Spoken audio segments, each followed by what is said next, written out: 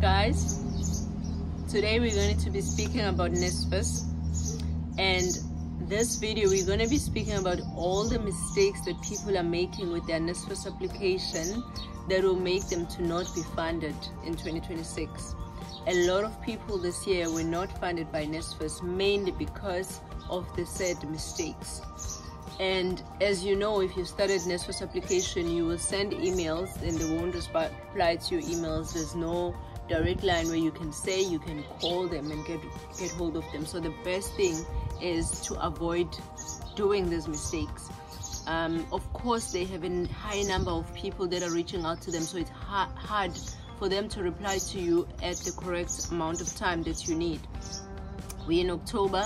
That means registration is 2 months away. Registration for 2025 is 2 months away. So you cannot be making these mistakes, right? So I'm gonna make an example with somebody who's applying for NSFAS, who was a SASSA recipient, who was receiving SASSA child support grant.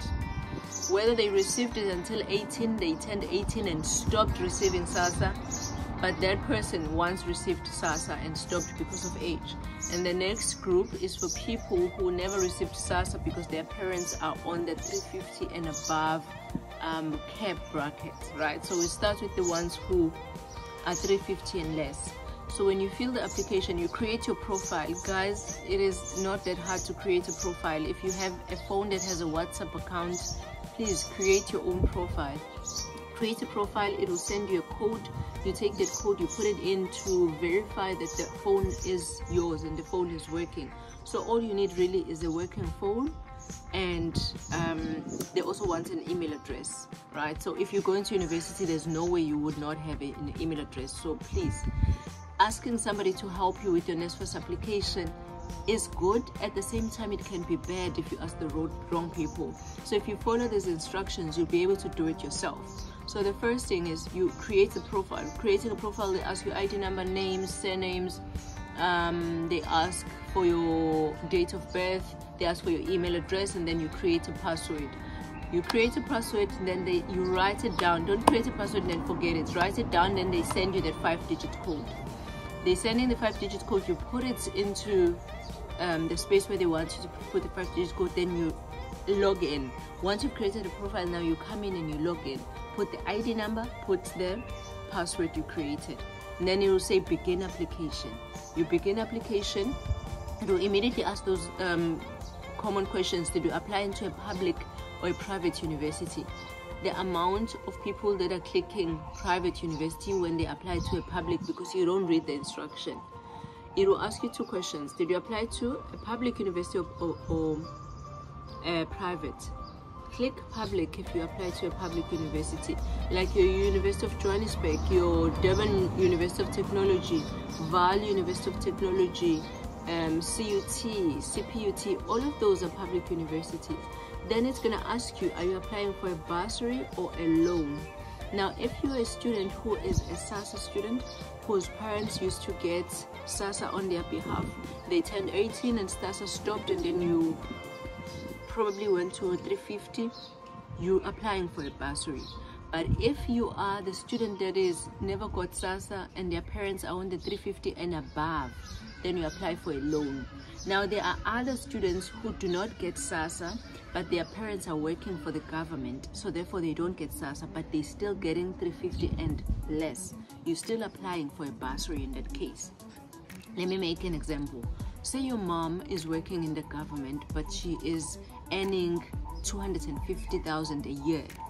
That means you are on the 350 and less budget. That means you qualify for a bursary. So you click on a bursary, right? Click on a bursary, and when you get to the steps, then they will ask you the questions. They ask you, are you disabled? Are you married? And then they will ask you for what is the highest level of qualification you have. If you are in matric, put grade 11, because you do not have grade 12 completed yet. If you have completed grade 12, then you can put grade 12. But if you're in matric, put grade 11. The next question is, select 3 course choices that you applied to. The DMs I've received on this question are crazy. You look in the question and the courses they've given there, and you don't find the course that you applied for, select something similar. For example, you applied for medicine. There is no option for medicine, but there's health sciences, and things like that. So you select in that field. You would look there, and then there's nothing saying occupational therapy. You select something similar to it. Cool. So then that's the steps that everybody was stuck on. Then you click next. If you were a SASA student, once you've clicked there and you click next, it will immediately say, do you agree to the terms and conditions? And you say yes, and the application will be done. Then you will come in and verify. You verify in your email address, you verify in your cell phone number.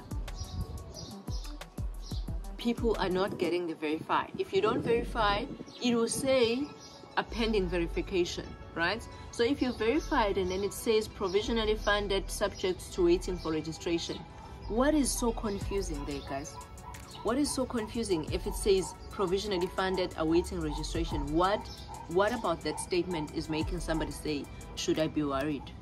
Because they didn't ask for any documents. Should I be worried? It says provisionally funded, but they didn't ask for any documents.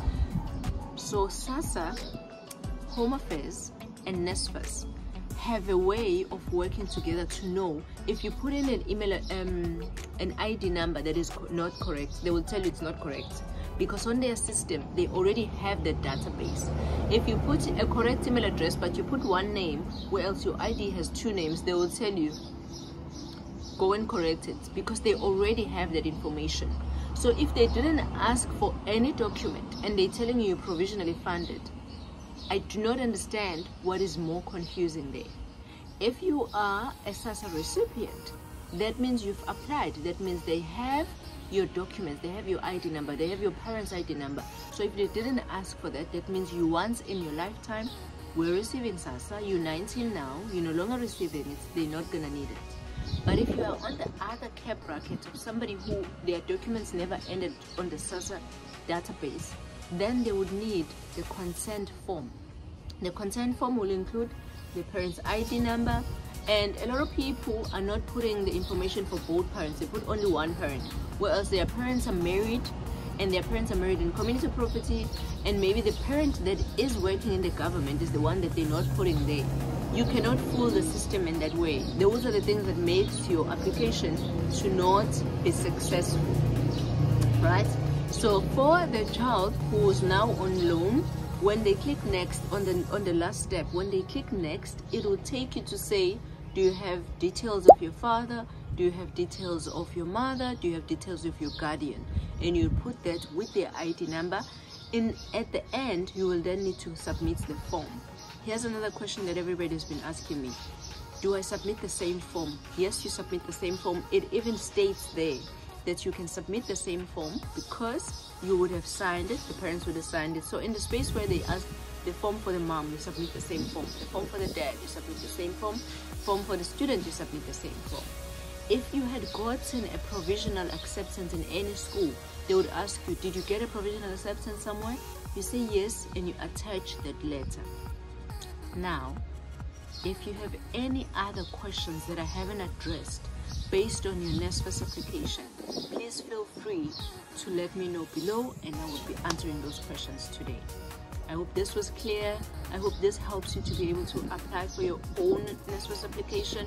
I have a huge list of the different bursaries. I'm going to try and link it up here, of different bursaries that are still open that you can still apply to.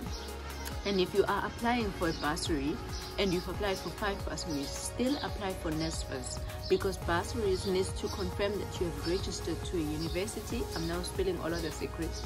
Bursaries needs to confirm that you applied to a university. You've registered to a university for them to send you the contract. Now, NSFAS immediately registers for you. So you want NSFAS to also apply for NSFAS so that you are able to register. Then the bursary will kick in, and then the cancellation of NSFAS and bursary taking over is a very smooth process. You don't even need to worry about it. The university continues on that one. So NSFAS will always be our friend. We love you, NSFAS. And yeah, so please check out those bursaries, and if you have any questions regarding NSFAS, let me know below. And thank you for watching.